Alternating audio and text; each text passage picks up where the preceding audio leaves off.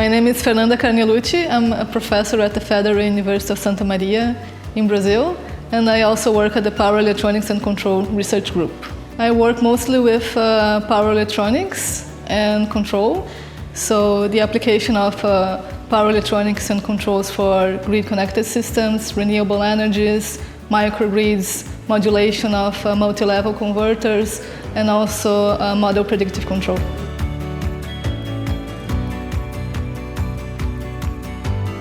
One of the main advantages of working with Typhoon and the solutions that Typhoon Hill provides is that we are able to first validate our controllers without the need to have the full hardware of the system developed.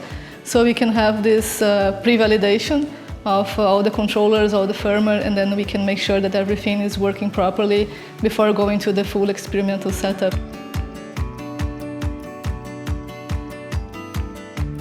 And this really saves us time and is also less expensive, and we are able to validate our controllers and modulators under some different conditions that we are not able to fully implement on the lab due to restrictions on the equipment that we have. So Typhoon also really speeds up this process of testing and validation of controllers and modulators.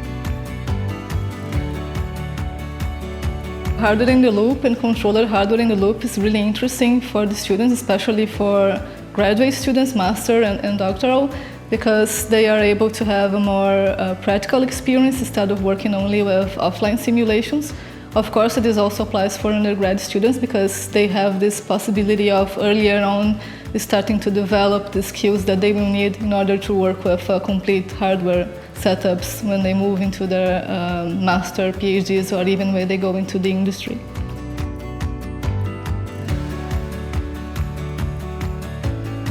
I think that Typhoon Sim is an amazing tool because it now allows us to use Typhoon solutions from the early stages, like from the early offline simulations, to validate the first designs of the controllers and the modulators, and then with the same schematic, with the same tool, we can move forward to a hardware-in-the-loop solution where we can have our C codes implemented in a C block, and then further on we can change the C block for an external DSP and work with controller hardware in the loop.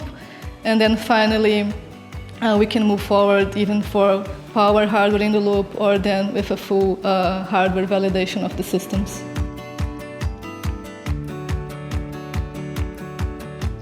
So I think that this complete integration from offline simulation to complete hardware validation, be it with C-Hill or P-Hill, it's really important because we can use a single tool to pass through all these different design stages of the converter.